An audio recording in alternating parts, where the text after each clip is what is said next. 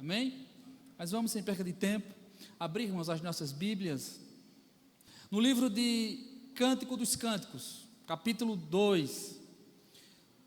Vamos ler do verso 8 ao verso 17.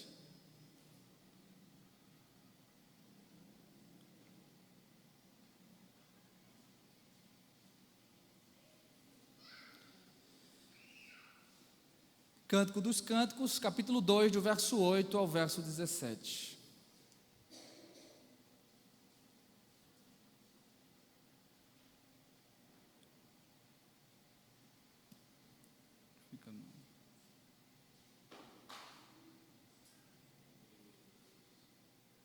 Amém? Vamos ler. A partir do verso 8. Eu tenho um problema que toda vez que eu vou pregar tem uma janela, um ventilador que fica afastando a Bíblia, as folhas. Eu acho que é a janela, né? Ou é ventilador? É o ventilador, né? Então desligue, por favor. Amém. Obrigado. Amém. Vamos ler, a partir do 8. Amém. Ouço a voz do meu amado, ei-lo aí, galgando os montes, pulando sobre os outeiros.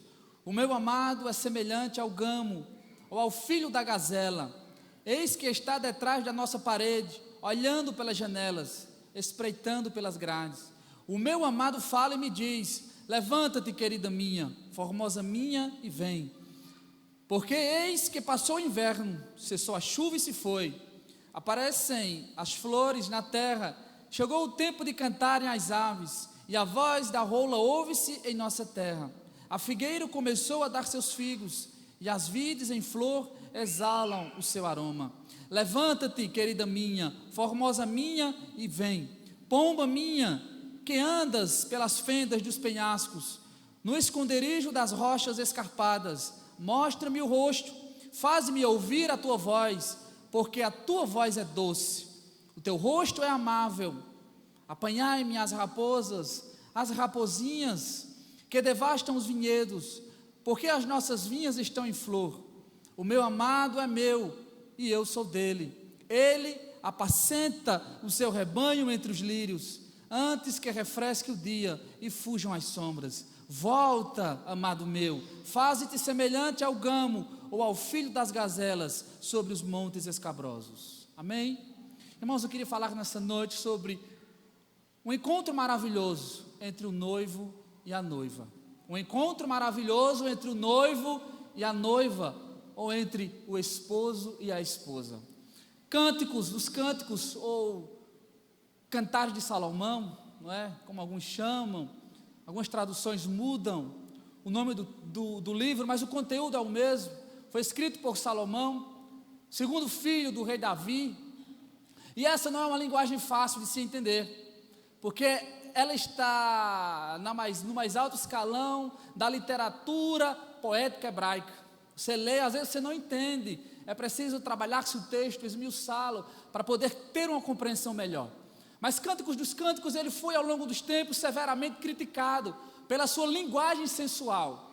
No capítulo 1, a gente vai ver Salomão falando sobre Benjamim, falando sobre a boca, né, a Sulamita, a mulher ao qual ele escreveu este livro, dizendo: olha, beija-me com os beijos da tua boca. No capítulo 4, a gente vai ver ele comparando os seios dela com 2 cachos de uva, ou com 2 crias de gazelas. Então essa linguagem, tipo erotizada, sensual, tem sido criticada por muitos ao longo dos tempos, dos séculos. Mas o seu direito a um lugar na Bíblia Sagrada também tem sido defendido por muita gente religiosa ao longo dos tempos. Muitos o têm considerado como uma alegoria espiritual do afeto existente entre o amor de Deus para com o seu povo escolhido, ou entre Jesus Cristo e a sua igreja. Cântico dos Cânticos não é uma mera literatura erotizada, não é como alguns críticos argumentam. Ela é uma obra de arte complexa, escrita com um estilo bem diferente da atual poesia existente dos dias atuais, da nossa língua materna.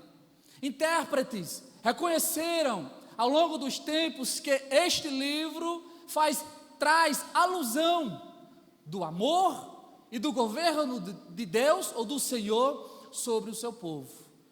Então entendemos que Cantares de Salomão, ou Cântico dos Cânticos, reporta, ele inicia, traz aquilo que o Novo Testamento iria trazer, que é mostrar a igreja como a amada noiva e família de Cristo.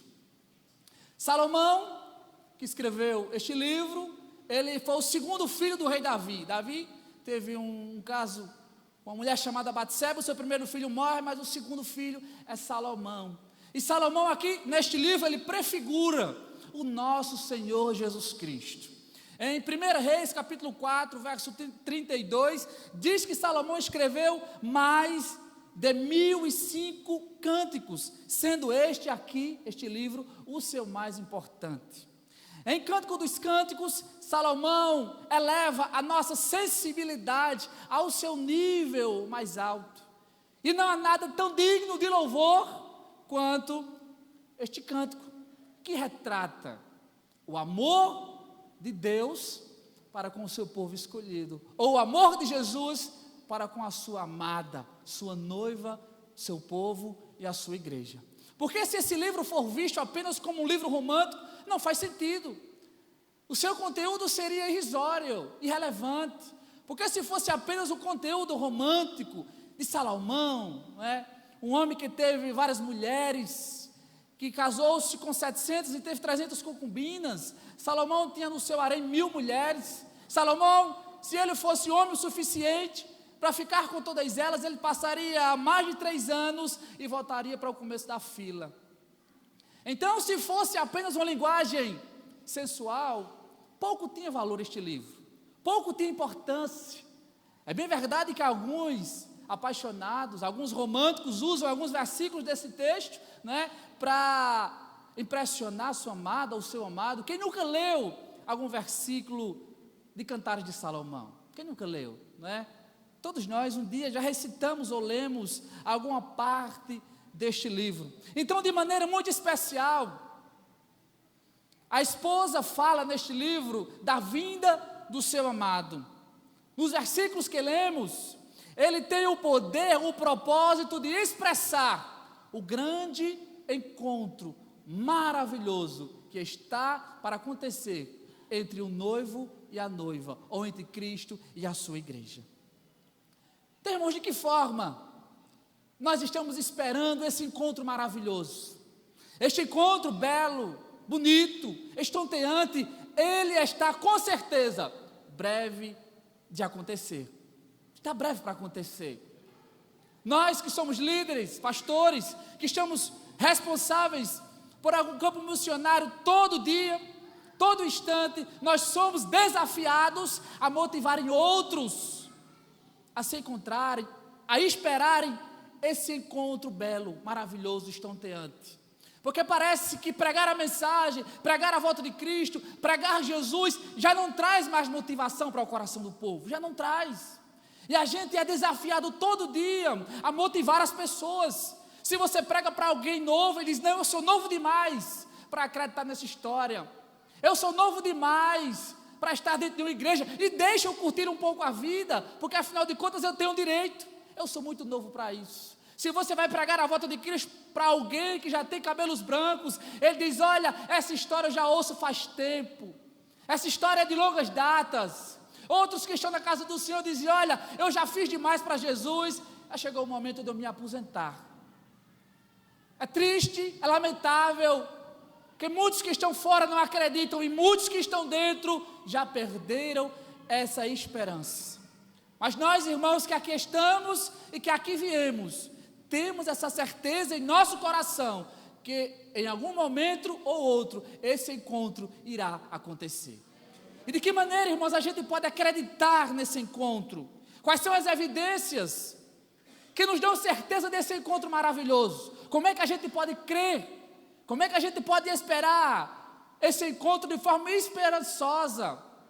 Em primeiro lugar, a gente Espera que esse encontro aconteça pelo seguinte motivo: porque a palavra do Senhor nos fala desse encontro entre a noiva e o noivo. Verso 8: ouço a voz do meu amado, ei-lo aí galgando os montes, pulando sobre os outeiros. Cantares é um livro poético, está na seção dos livros poéticos. Então o coro diz assim, a noiva diz: olha, eu ouço a voz do meu amado, ele aí galgando os montes, saltando sobre os outeiros. Podemos ter essa certeza porque os livros poéticos falam desse encontro maravilhoso. Temos essa certeza porque os profetas do Antigo Testamento falaram desse encontro maravilhoso. Isaías capítulo 62: porque como o teu Deus, passai pelas portas, preparai o caminho ao povo, aterrai a estrada, limpai-a das pedras, arvorai bandeiras aos povos. Eis que o Senhor fez ouvir até as extremidades da terra estas palavras. Dizei à filha de Sião: eis que vem o teu Salvador, vem com ele a sua recompensa e diante dele o seu galardão. Temos essa certeza desse encontro que está para acontecer porque os profetas falaram. Também cremos que esse encontro está para acontecer porque o próprio Jesus, o Deus encarnado em uma pessoa humana, falou desse encontro. João capítulo 14, Jesus disse: olha, não se turbe o vosso coração, crede em Deus, crede também em mim. Na casa do meu pai há muitas moradas. Se não fosse assim, eu vos teria dito: pois vou preparar lugar, e eu voltarei para vós, e quando eu voltar, vos levarei comigo, para que onde eu estiver, estejais vós também. Nós temos essa certeza desse encontro porque o próprio Deus falou desse encontro. Nós podemos ter essa certeza porque as parábolas, elas falavam desse encontro. Quem não lembra da parábola das 10 virgens? Jesus disse: olha, o reino de Deus é comparado, o reino dos céus é comparado com 10 virgens. 5 eram nécias e 5 eram prudentes. Cada uma tinha as lâmpadas nas suas mãos. As nécias tinham as lâmpadas, mas não tinham azeite na lamparina. As prudentes tinham as lâmpadas, mas além das lâmpadas, elas tinham azeite em suas lamparinas. E elas saíram ao encontro do noivo, mas o noivo tardou. E todas adormeceram. As 10 virgens caíram em sono profundo. Caíram, mas de repente houve-se um grito: à meia-noite, eis aí o noivo, saí ao seu encontro. Aquelas 10 virgens levantaram-se. As nécias olharam e viram que não tinha azeite nas suas vasilhas e disseram para as prudentes: olha, dai-nos do vosso azeite, porque as nossas lâmpadas estão se apagando. As prudentes disseram: não, para que não nos falte azeite para nós e para vós. Vão, idem e comprai azeite aos que vendem. Elas saíram a comprar, mas enquanto elas saíram, durante esse interim, eis que o noivo chegou. E aquelas que estavam apercebidas entraram nas bodas com o noivo e fechou-se a porta. Aquelas nécias voltaram mais tarde, e aí procuraram o noivo e disseram: ó noivo, abre a porta. E ele disse: em verdade não vos conheço, apartai-vos de mim, vigiai e orai, porque não sabeis o dia nem a hora. Esse encontro está para acontecer. Acredite você ou não, acredite a sociedade ou não, acredite as autoridades ou não, esse encontro está para acontecer a qualquer hora, a qualquer momento. O nosso Senhor voltará, o nosso Rei, Jesus Cristo, coroado, voltará para buscar a sua igreja. A noiva amada está adornada, a noiva amada está enfeitada, ela está à espera do noivo. Quantos de nós já perdemos essa esperança? Talvez você tenha entrado aqui nessa noite sem essa esperança, desacreditado pelas dificuldades da vida, atribulado com as circunstâncias, com as perturbações. Já perdeu esse ano, já perdeu essa alegria, já perdeu esse senso, a consciência de que o noivo está para voltar. Quantos estão tramando amanhã fazer alguma coisa, cometerem algum crime hediondo, não sei, cometerem algum pecado, traírem suas esposas ou fazerem alguma atrocidade? Quantos estão esperando o dia de amanhã para fazer isso? Mas não sabem eles que daqui a pouco pode-se ouvir o grito: eis o noivo, saí ao seu encontro. Quantos de nós estamos aqui nessa noite, estamos pensando em ir para casa para fazermos isso ou aquilo, e estamos desapercebidos que ao terminarmos o culto, pode-se ouvir o grito: eis o noivo sair ao seu encontro. Não saia, meu irmão, minha irmã, por essas portas dessa noite, sem essa consciência no seu coração, de que o grito pode se ouvir, as trombetas podem tocar, o noivo pode vir buscar a sua amada. Quantos estão esperando o dia, essa semana talvez, estão esperando talvez um casamento, estão esperando talvez iniciar uma faculdade, mas a qualquer momento o noivo pode voltar. A qualquer momento as trombetas podem soar. Podemos ter essa certeza, irmãos, porque, em segundo lugar, podemos ter essa certeza desse encontro maravilhoso, estonteante, belo, entre o esposo e a esposa, porque o esposo nos dá sinais desse encontro entre a noiva e o noivo. O esposo nos dá sinais. Versos 10 a 13. O meu amado fala e me diz: levanta-te, querida minha, formosa minha, e vem. Porque eis que passou o inverno, cessou a chuva e se foi. Aparecem as flores na terra, chegou o tempo de cantarem as aves, e a voz da rola ouve-se em nossa terra. A figueira começou a dar seus figos, e as vides em flor exalam o seu aroma. Levanta-te, querida minha, formosa minha, e vem. Podemos ter essa certeza, irmãos, em nossos corações, porque o esposo nos dá sinais desse encontro maravilhoso. Muitas pessoas ao longo dos séculos, dos tempos, têm tentado prever o fim do mundo à volta de Cristo. No século XVI, um vidente francês chamado Nostradamus tentou prever o fim do mundo, e o fim não chegou, o fim não aconteceu. Mas, precisamente no século XIX, meados de 1840, um pastor batista chamado Guilherme Miller tentou fazer prognósticos, datar datas sobre o retorno de Cristo, e Cristo não voltou. Marcar, agendar a volta de Cristo, tentar presumir quando Ele vai voltar, se hoje ou amanhã. Isso não passa de petulância, de soberba, ou até tolice.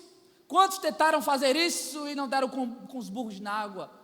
Porque isso é competência do Eterno, é atributo de Deus que sonda os corações. Mas é claro que nós bem sabemos que o fim está para acontecer. Nós não cremos como muitos aí creem, que o mundo é cíclico, está dando volta sem fim. Ele começa e termina, ele vai e roda como uma roda gigante, sem parar, sem chegar a lugar nenhum. Nós cremos que a história, ela é linear, ela caminha em uma direção reta, em uma linha reta, ela teve um fim e haverá uma consumação. Nós acreditamos, nós cremos, o próprio Jesus nos deu prova disso. Quando ele saía do templo, alguns dos seus discípulos se aproximaram dele e disseram: olha, mestre, vês a estrutura deste templo, as colunas? Jesus disse: olha, não ficará pedra sobre pedra que não seja derrubada. Saíram, foram para o Monte das Oliveiras, e lá os seus discípulos disseram: Senhor, dá-nos sinais de quando o fim dos tempos acontecerá, que sinais precederão o fim do mundo, a tua volta. E Jesus disse: olha, vede que ninguém vos engane, porque muitos se girão dizendo: eu sou o Cristo, enganarão a muitos. Não se enganem, porque muitos se passarão por mim, mas não passam de falsos profetas, falsos mestres. Ninguém vos engane, porque é necessário que isto aconteça, mas ainda não é o fim.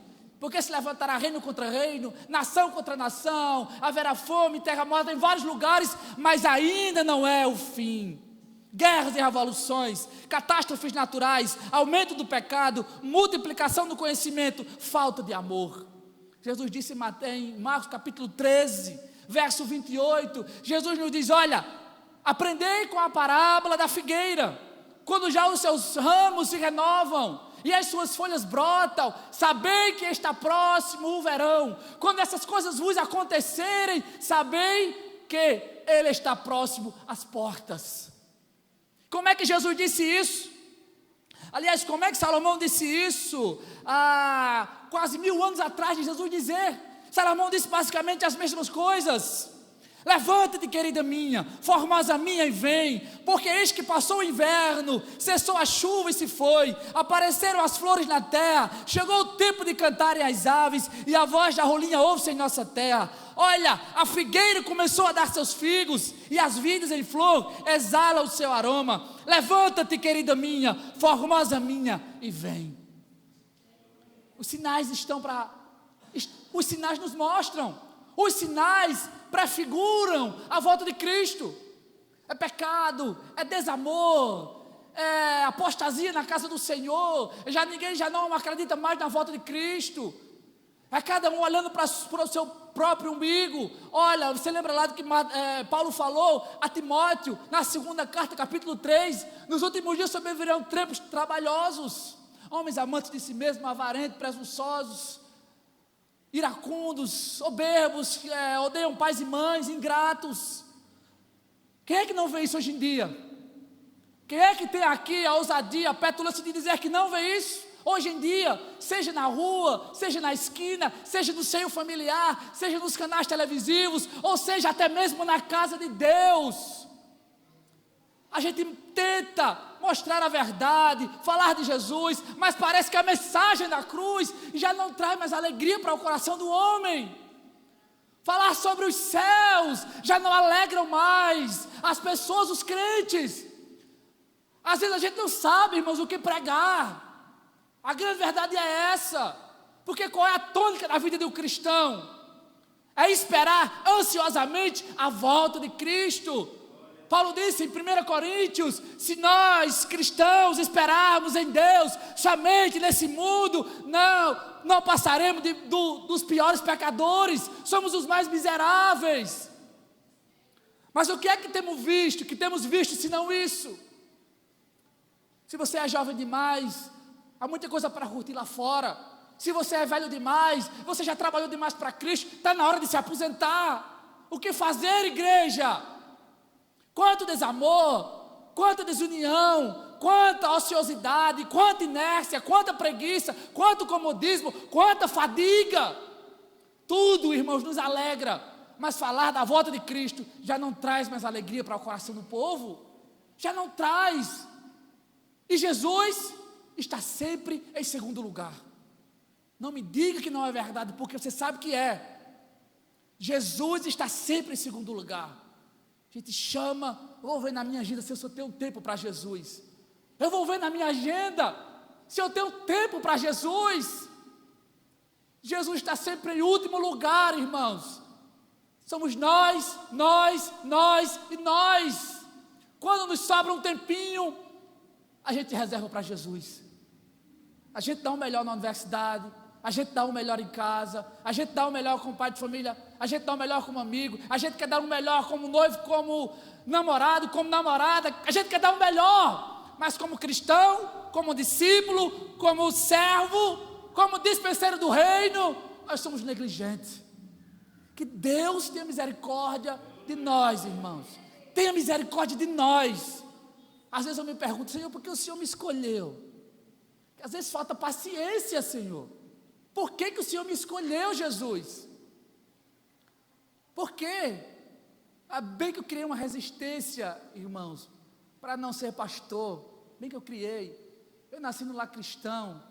Desde pequeno não me desviei, mas eu nunca tive esse sonho, essa aptidão, esse desejo, essa ânsia de ser um pastor, ou muito menos um pregador do evangelho. Meu pai, sempre que ele está comigo, eu conto, porque ele serve de testemunha. Meu pai disse, não, esse menino vai ser jogador de futebol. Vou levar ele para a escolinha do 13.